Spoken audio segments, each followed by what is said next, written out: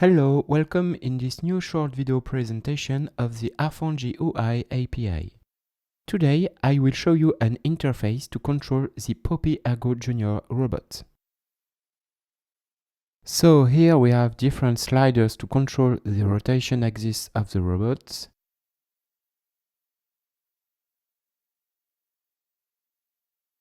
Here we can open the clamp, close the clamp. We have a button to close and open automatically. We can reset the position. We can move the window in the scene. We can rotate around the window.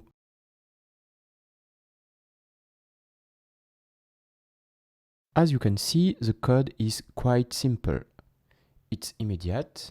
We open the window, we close the window, and in between, we can display the widgets. So here we had a 3D window, but it works just as well in 2D if you want a more classic interface. I launch the program, and here we have a window that is displayed in 2D on the scene. We can still control the sliders to control the axis of the robot.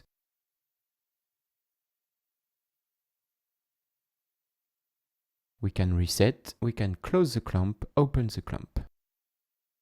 So today it was a short video to show you a simple example of what we can do with Harfang GUI. In the next video, I will show you a lot more features of this API. In the meantime, I'll see you soon for more videos.